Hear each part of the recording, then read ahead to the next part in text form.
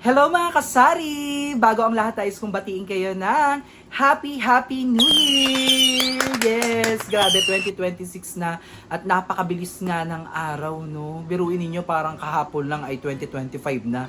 Pero ngayon, grabe, 2026 na! At syempre, we are all excited para sa bagong taon, di ba? Ano yung mga bago nating goals sa buhay? At syempre sa ating mga pangkabuhayan showcase, may mga plano na ba kayo na mag-upgrade or yung mga maling desisyon ninyo na ginawa nung nakaraang taon ay meron na ba kayong mga plano para hindi na maulit ito sa hinaharap? So wag na tayo magpaligoy-ligoy pa at sagutin na nga natin yung mga comments na nabasa ko, yung mga kasari nating nagtatanong about dito sa ating home credit card. So bago ang lahat, ipapakita ko muna sa inyo kung ano ba yung itsura ng home credit card. So ito siya, kulay red na credit card siya at napakaganda niya. Visa card siya. And, okay, ayan siya. Meron siyang logo ng Visa card. And meron din siyang 3-digit na ginagamit natin pagka tayo po ay nag-online purchase. So itong credit card na to ay nagagamit din po just the same sa ating mga traditional credit cards. Pwede din itong pambayad ng bills online, pwede din siyang pambayad ng mga groceries, pwede din siyang pambook ng mga flight, pwede. Kung ano yung ginagawa ng inyong mga traditional card ay nagagawa din nito.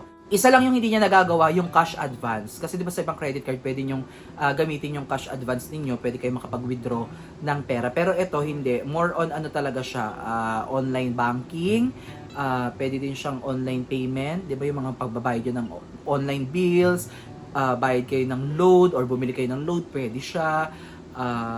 Pwede din kayong pag nag-grocery kayo o nag-shopping kayo, pwede din siya sa mga restaurant, nagamit ko na din to. Pero kaya ko kinuha itong credit card na to ay para po sa ating sari-sari store. So meron tayong credit card kasi mga kasari na ginagamit talaga for personal. So ito po ay ginagamit ko para sa ating sari-sari store.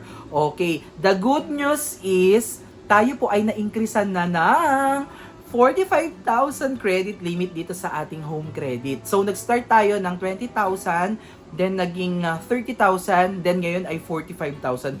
Imagine, parang every 3 months or 6 months ata nag-i-increase yung credit limit natin. So, nakikita kasi ni home credit na maganda naman tayo magbayad at ginagamit talaga natin itong credit card ng frequent. So, madalas ko talaga siyang ginagamit lalo na pagka ako ay namimili sa Pure Gold, sa lahat na supermarket, na pinambibili ko ng mga paninda ko. So yung mga binibili ko naman dito, mga kasari, ginagamit ko tong card na to at pinambibili ko dun sa mga fast moving items lang.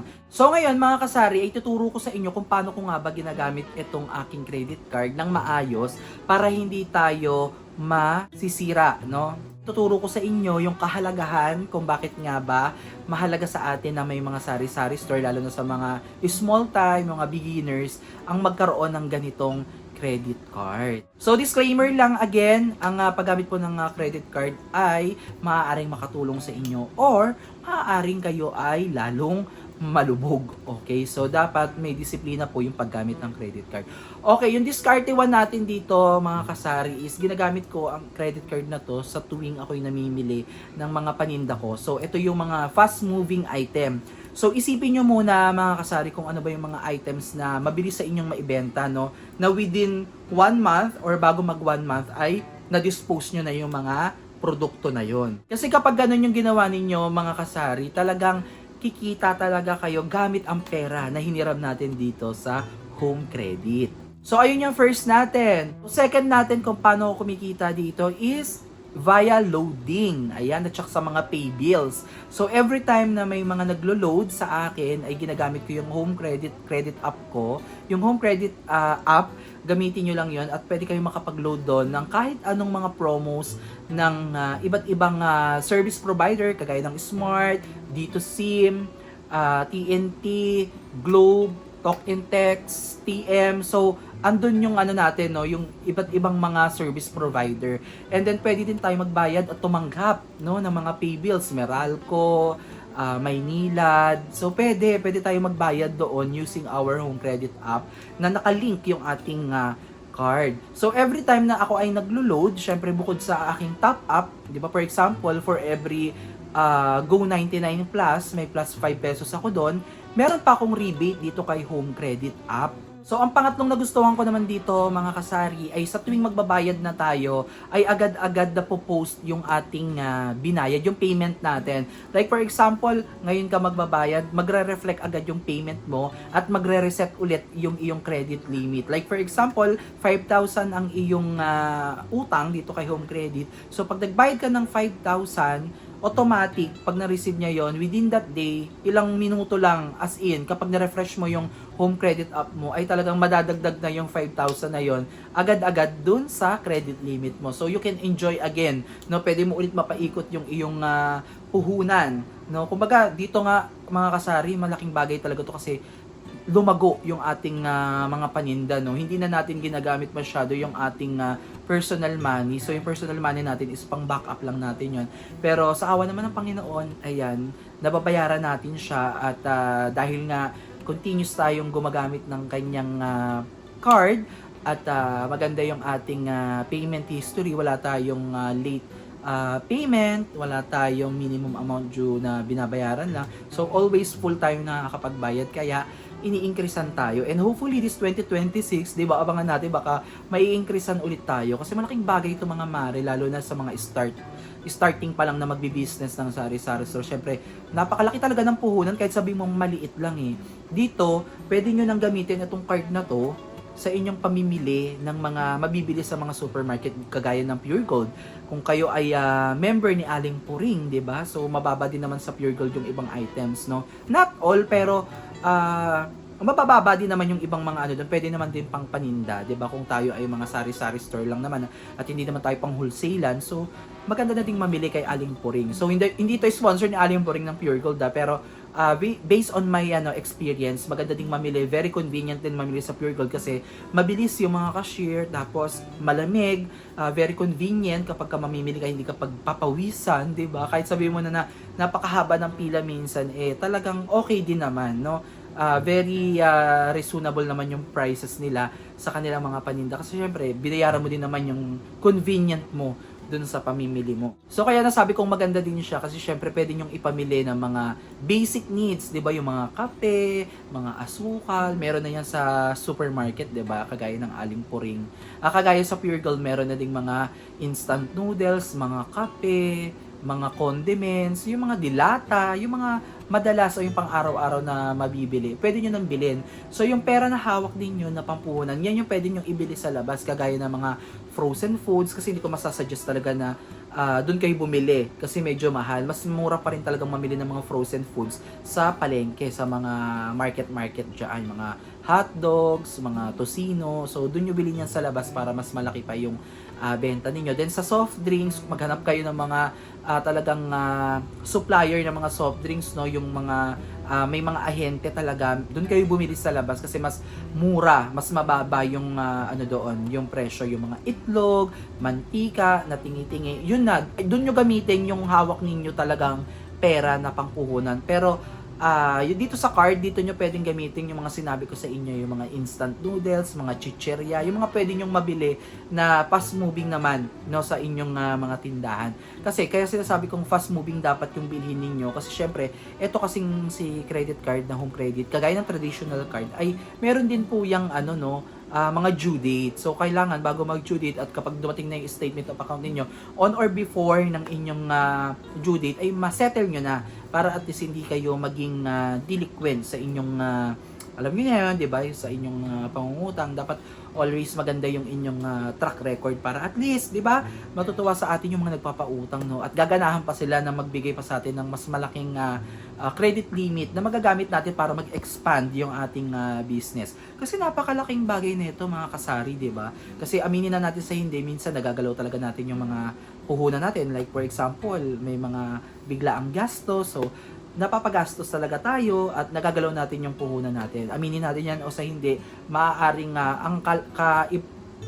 karamihan sa atin ay dinadanas po yan. Kaya kailangan talaga natin ng matinding disiplina sa paggamit po ng credit card. So yung downside naman dito, mga kasari, syempre gusto ko din sabihin sa inyo na so itong credit card ng Home Credit ay may 200 membership, no, every month, 200. So sa isang taon, lumalabas din na 2,400, no, at ito ay hindi na waive. 'Di ba sa ibang traditional card, sa ibang mga bangko, yung mga credit card nila ay naka wave na siya forever. So wala na kayong babayarang annual fee na malaki din kung tutuusin talaga. Kagaya nung sa black card ko, ang annual fee ko is 5,500. But since lagi ko siyang nagagamit at nahihit ko naman yung accumulated amount para ma-entitled ako doon sa pag-waive ng annual fee, na-waive na yun. So, malaking bagay na yun. So, doon naman sa gold ay 2,750 or 2,500 ata yun. Pero na-waive din yun kasi nga nagagamit natin. Pero dito, kay home credit, ay hindi mo siya maipapa-waive. So, dito sa pagkakaalam ko, ganun na. Pero correct me if I'm wrong, kung sa home credit ay hindi talaga siya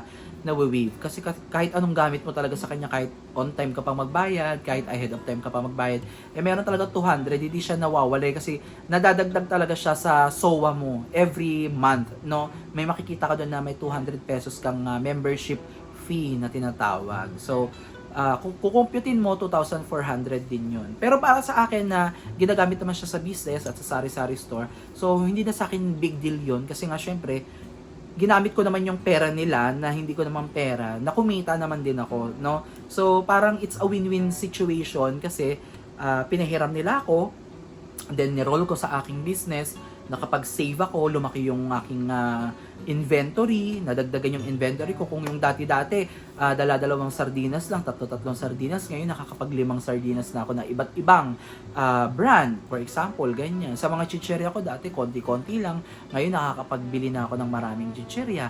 Sa mga condiments ko, konti lang dati, 5-5 lang. Ngayon kahit bumili na ako ng 10-10, pwede na, 'di ba? So, nale-leverage ko yung pera na hindi ko naman pera, 'di ba? Yung pera nila nale-leverage ko. Kaya etong 200 na to ay hindi ko masyadong iniinda kasi kumbaga isipin ko na lang na yun na lang yung parang pinakatubo nila para sa akin, no, sa ginamit ko. Samantalang ako naman talaga ay win-win-win talaga, 'di ba? Kasi everyday may sales tayo. Like for example, ako 15% yung mina-markup ko for every items na meron ako. 15 to 25%. No, sa frozen ko kasi is 20 to 25%. Depende kasi pag tumaas yung kuryente. So, tinataasan ko din yung markup ko. Kasi syempre, talo din naman tayo. Hindi naman mabilis ang frozen foods. Minsan, seasonal lang yan kapag tinatamad yung mga kapitbahay natin, yung mga customers, saka lang naman sila nag-pop frozen, di ba? So, ayun, ganun yung diskarte ko. Then, sa total ng sales ko sa buong maghapon, 15% lang yung kinukuha ko doon. Kung kumita ako ng 1,000, so kukunin ko lang is 150. Kung kumita ako ng 2,000, kukunin ko lang is 300. So, ganun lang yung ginagawa ko tuwing may benta ako para at least na itatabi ko na siya. Then, kukuha ako ng percentage. For example, magtatabi na ako ng 300. Kasi hindi naman lahat hindi naman palagi ganun na malakas yung benta mo, 'di ba? Pero I'll make it sure na everyday nagtatabi talaga ako ng certain amount. For example, 300 kung malakas yung benta, minsan 500. Itatabi ko na yun, isa-set aside ko na yun para pagdating ng statement of account ko ng home credit ay may ipon na ako, no? May pondo na ako at hindi na ako mabibigla na kukuha na lang ako isang bagsakan. Bongga na, 'di ba? Konti na lang yung idadagdag ko or minsan sobra pa. Pero aside from that, meron tayong na itatabi everyday para sa ating pasahod naman sa ating sarili. So, 'di ba? Imagine ninyo 'yon, parang 1 taon na o 2 taon na akong nagtitinda. At first year ko, puro personal money ko, yun yung nilabas ko. Then yung second year, yun na nagkaroon ako ng credit card dito sa home credit. Then yun yung naging katuwang ko. Napakalaki ng tulong kasi yung hawak kong cash ay nairo-roll ko sa ibang mga items kagaya ng sigarilyo. Kasi sa sigarilyo hindi pwedeng gamitin tong card Kumbaga hindi ako nakakabili ng sigarilyo using my credit card sa Pure Gold. Kung sana pwede, sana okay. Kaya lang medyo mataas. So sa palengke ako bumibili noon, pero since nagkaroon na tayo ng ahente sa mga sigarilyo, talagang doon ako bumibili. So napapaikot ko yung cash ko sa tindahan. Tapos etong card natin na may 1 month na allowance. Pero sa tingin ko parang 45 days pa nga ata yun. Pero hindi ko na pinapaut ang 45 days Basta kapag dumating yung statement of account kung kailan yung due date ko, antabayanan ko na yun. On or before, binabayaran ko na siya para walang problema. So, ang good side and bad side. So, ang good side ay nagagamit natin para i-leverage natin yung ating tindahan using pera ng iba, pera ng home credit. Tapos, kumikita tayo. Tapos yung downside naman dito is yung 200 na membership fee na hindi na-waive. So para sa may mga kasari, 'di ba? Okay na din 'yon. Although malaking bagay din sana kung atin na lang 'yon. Pero syempre, business 'yan, business is business. Kailangan din naman nilang makapag pasahod ng kanilang mga overhead, yung kanilang mga gastusin, mga expenses. Meron din 'yan. Pero syempre bilang isang sari-sari store owner, thankful na din tayo dahil merong mga ganitong mga company, no, na maaari nating makatuwang basta gamitin lang din natin siya sa tama. Again mga kasari, hanggang dito na lang muna yung ating topic. Napakatagal na natin hindi nakapagkwentuhan, pero ewan ko sa inyong kukulit ninyo eh. Gusto nyo talaga yung tungkol dito sa home credit. Ang dami nagtatanong dito. Okay? So, himay-himayin natin yan sa mga susunod nating vlog. Hindi pa tayo tapos. Marami pa tayong pagchichikahan about dito sa ating home credit card ng Home Credit. So, again, maraming salamat at see you on our next one. Bye!